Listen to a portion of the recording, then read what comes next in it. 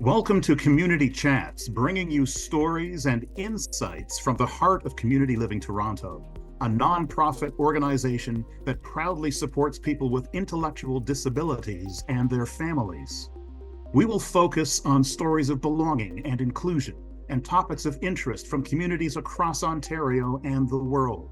From uplifting moments to breaking barriers, from innovative policies to ideas from leading thinkers, we continue to advocate for inclusive communities and support the rights and choices of people with an intellectual disability.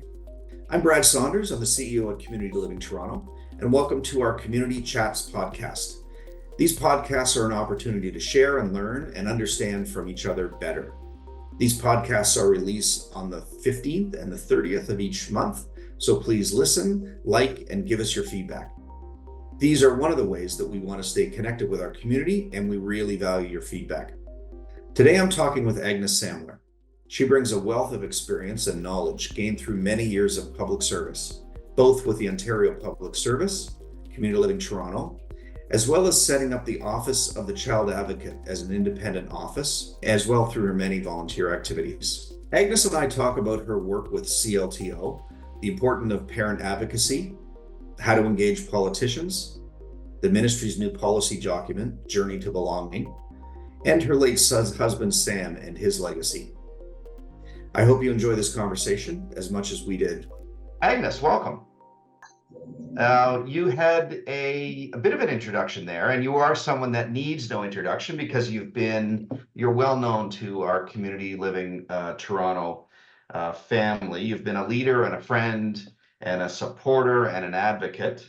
And you were also generous enough to share your story with our 75th anniversary celebration. So thank you for doing that. So we wanted to spend a few minutes sort of chatting a little bit more and maybe getting to know you and your story in a way that we maybe haven't done before. So thank you for taking the time this morning.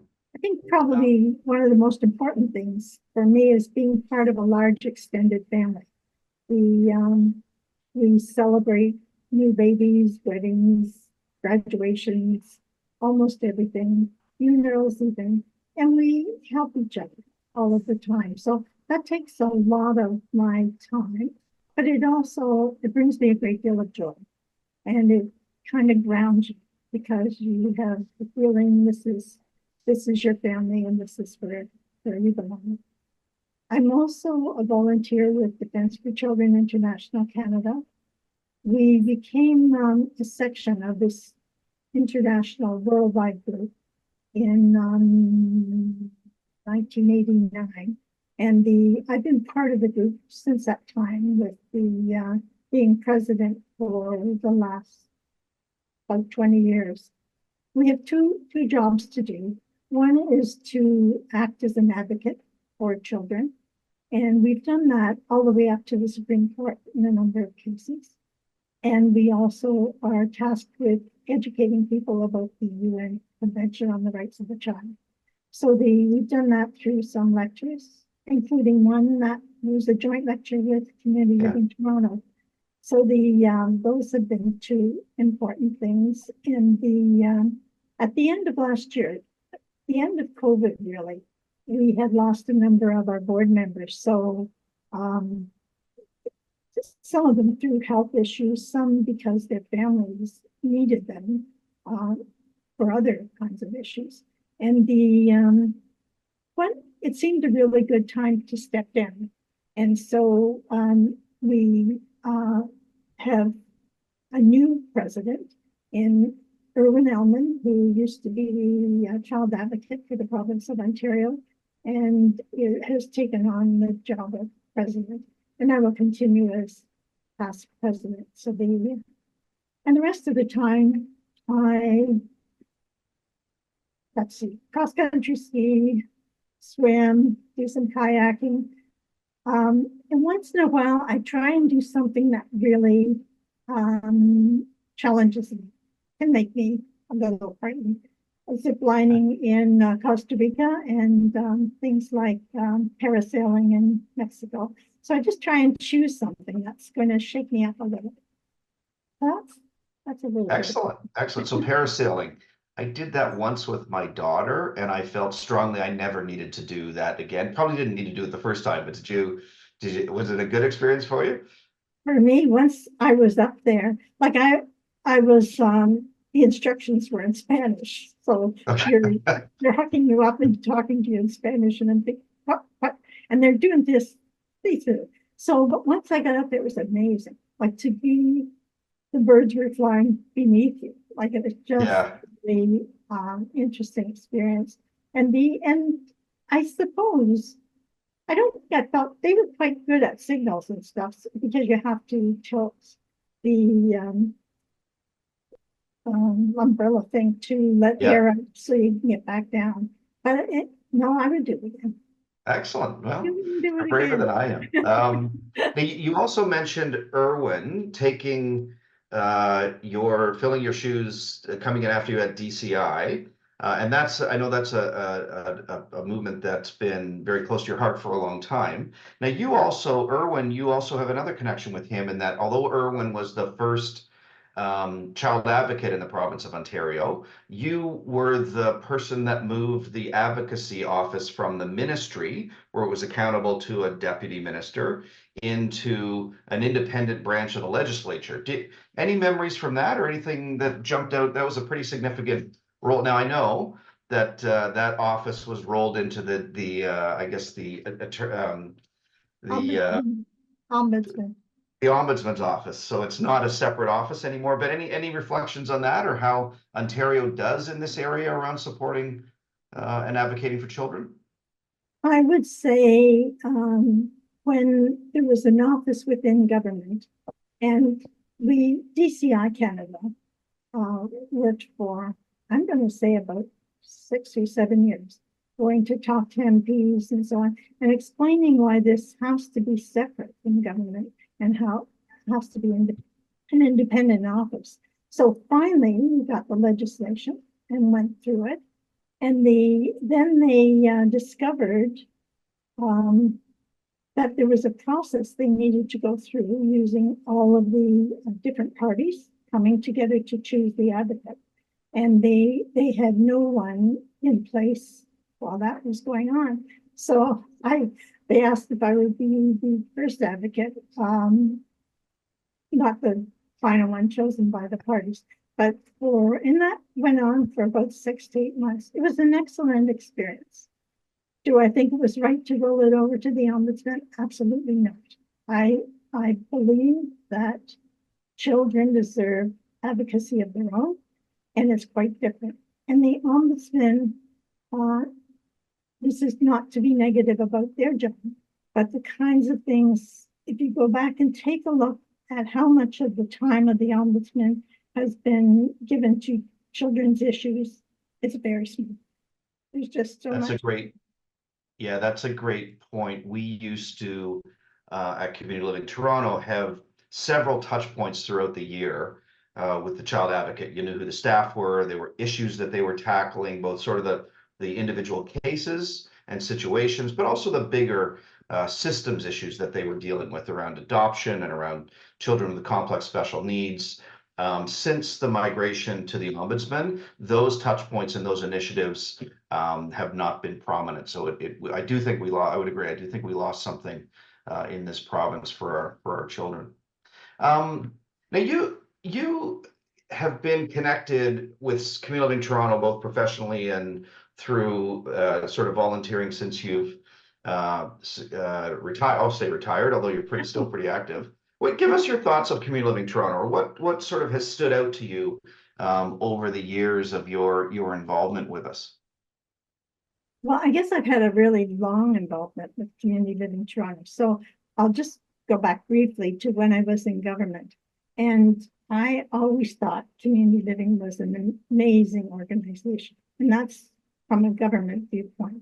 That a group of families, parents could get together and grow this organization into the quality, to the size that it was by the time I was meeting with people in government.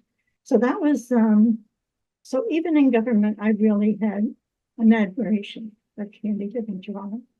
And then I was asked if I would be interested in providing leadership to community living, and it took me not very long, but I thought it was a good fit, and the board thought it was a good fit too. So then I became the executive director.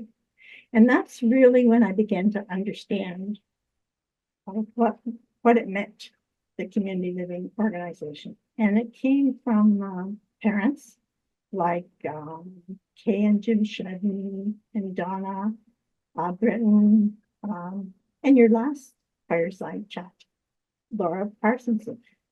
And these are people who would say over and over, we're just regular people, we're regular parents.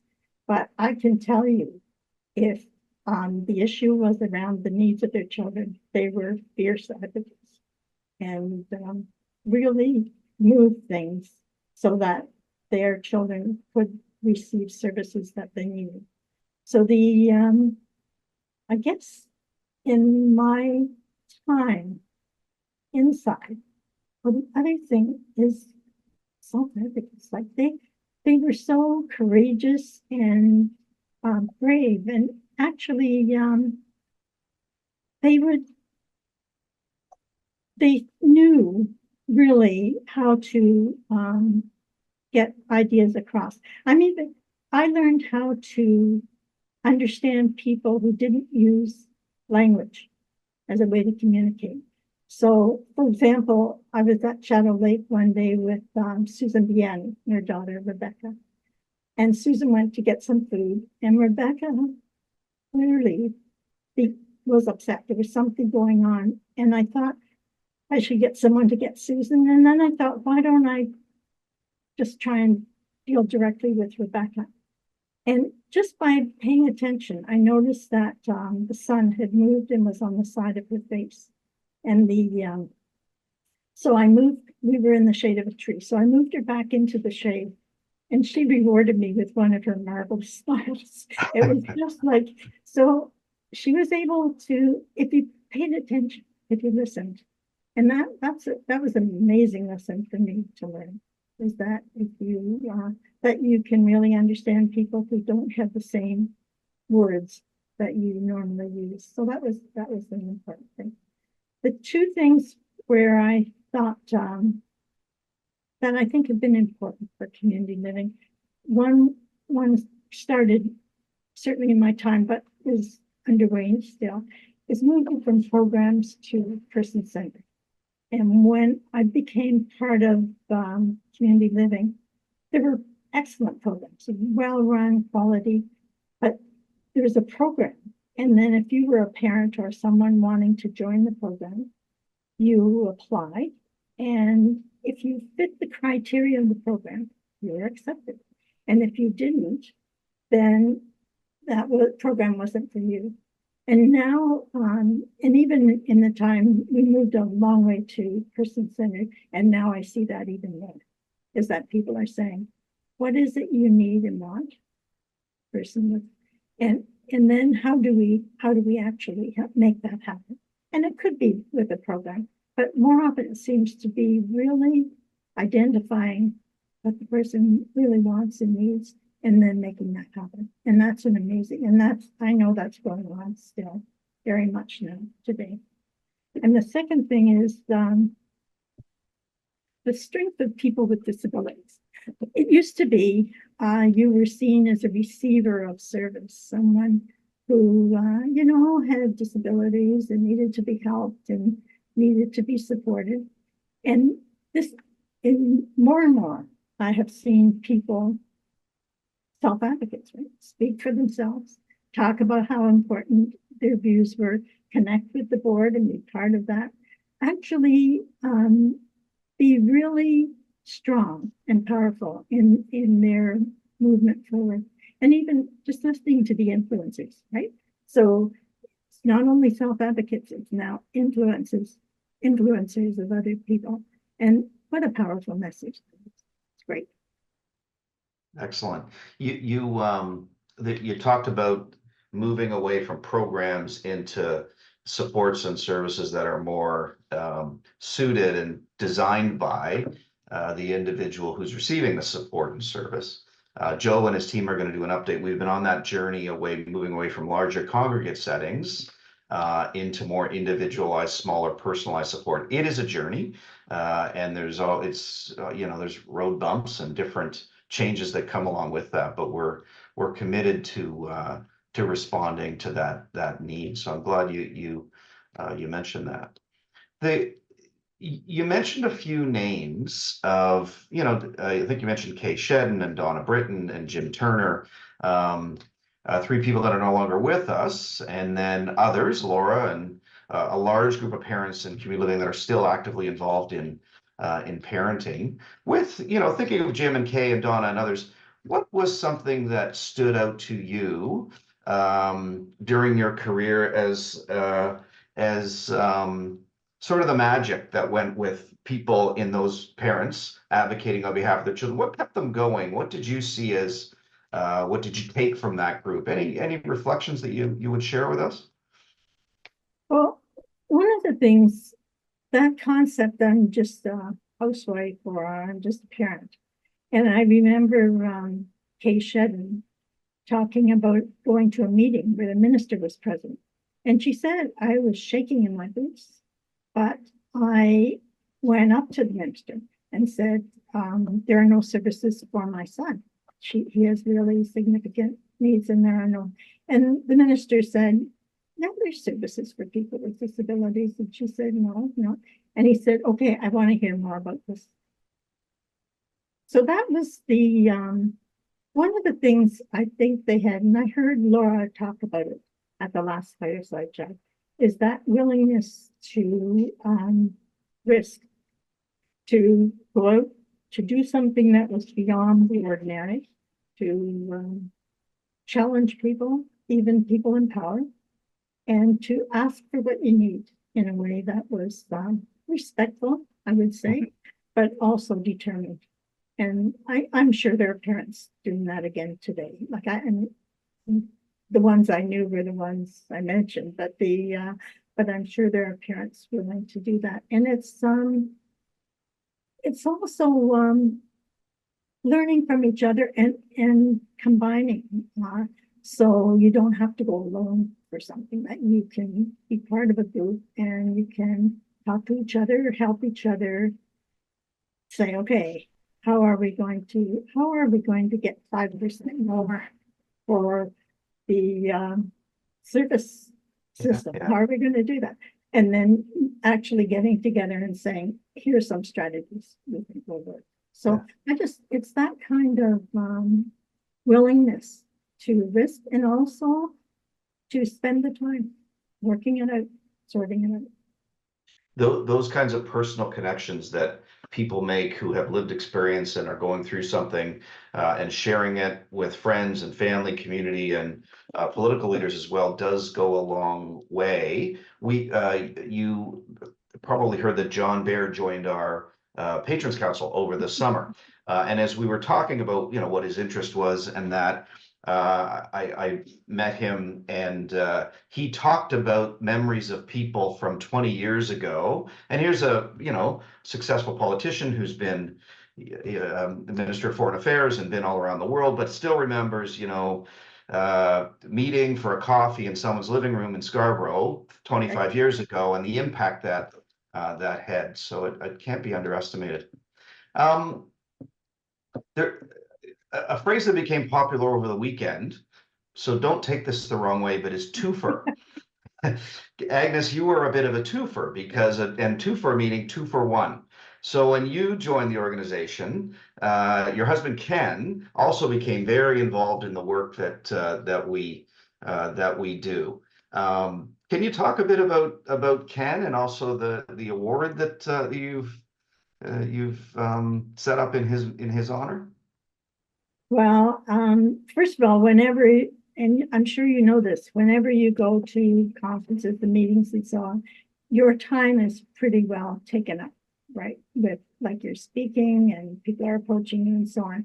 And so Sam always accompanied me, but he would spend his time with the self-advocates mostly, and getting into trouble sometimes, but they really got along well. And most of you know, Sam passed away when I was still the executive director here. And the self-advocates decided that there should be an award in his name. So they asked the organization, can we have Ken Sam Samler Award as a volunteer, a self-advocate volunteer award. And that was amazing. Like, I know that's something that he would have really enjoyed and loved. And it was also, he also had a large pool table that ended up in one of the workshops, but just things. And I brought in some clothes for people, like jackets that they might have admired, or shirts. And one of the things that people did that was so supportive is they would come bouncing into my office saying, I've got Sam's shirt on today, or I've got Sam's jacket on today. And Nice. it didn't make me feel sad, because it was their joy and it was part of my joy. And I was so pleased that the organization agreed to the request to have an award in his name. It's still there, right? So Continues today. Yeah. Yeah. And I know that's something he would have really enjoyed. That's great. Well, thank you for sharing him with us for all those years and allowing us to carry on his memory. I know it's one of the nicest awards that we do every year at our Leaders of Philanthropy. So thank you for that. Final question as we wrap up. The theme of our 75th anniversary was belonging, and the importance of belonging in different ways. What does belonging mean to you? Well, I read the government report, by the way. Thank you for sending that over to me. The journey to belonging report. The journey to belonging, right? And it's two things struck me. One is how far the government has come from, well, did you spend your money well, and did you turn in all the documents you were supposed to turn in? So they have really moved a long way from that. And I think that is something that people with disabilities and their families and the organization should take pride in. There's still some way to go, but that's, and partly it's really understanding that fulfilling the dreams that are part of that report in some way are going to need resources that are not in the system now. So, but belonging, I guess I circle back to family. Like I feel like when you talk about belonging, it's a little like being a family. It's it's sort of having people around you, a feeling that I have a right to be here. There are people who care about me around me. I have a contribution to make. So it's a pretty good description for me of what belonging means. It's hard. Most of the places I've worked, I have felt like I've been in a family, and particularly community living like that. Yeah. People there just treated you like family and expected you to treat them back as family. So I suppose belonging, that's the easiest way for me to describe it. Great. Thank you. When we talked about this a couple days ago, when we were getting ready for this, you mentioned about how far government had come in their journey to belonging from where it was. And I find when you're in the weeds every day, it's easy to become a little cynical and zoom in too close and that. But I thought about that after we talked, and there has been a lot of change and progression and move in a good direction around personalized supports and belonging and having that, rights of citizenship. We've made progress, and you were a big part of that for many years. So thank you for taking the time today, and thanks for all your dedication and work and service over the years. Well, and thank you, Brad. One of the things you've done is allowed DCI to have an office in 20 Spadina and to have use of the boardroom. And you know what that means for me is that I'm in 20 Spadina. I can meet the old everybody I knew, or get introduced to the new ones. And it's been so that gift was really appreciated. Great. Glad to have you, and glad to support the work. Okay. Thank you. Thanks for joining us. Agnes has been a leader, friend, and advocate, and is a legend in the sector. I've had the privilege of working with Agnes for many years. and I've learned a lot from her and her approach to the work that she does. As we look towards the future of our sector and the supports that are needed, I think it's helpful to be reminded of where we've come from to get a sense of the progress that we've made along the way. Don't forget to join us next time as we unpack the power of community through collaborative initiatives and shared experiences. Available on Buzzsprout, Spotify, Audible, and YouTube. Follow us on social media at CL Toronto. Let's chat, share, and spread those good vibes together. We hope these discussions will inspire you and give new ideas to add your voice to our mission of making our communities and neighborhoods inclusive and welcoming.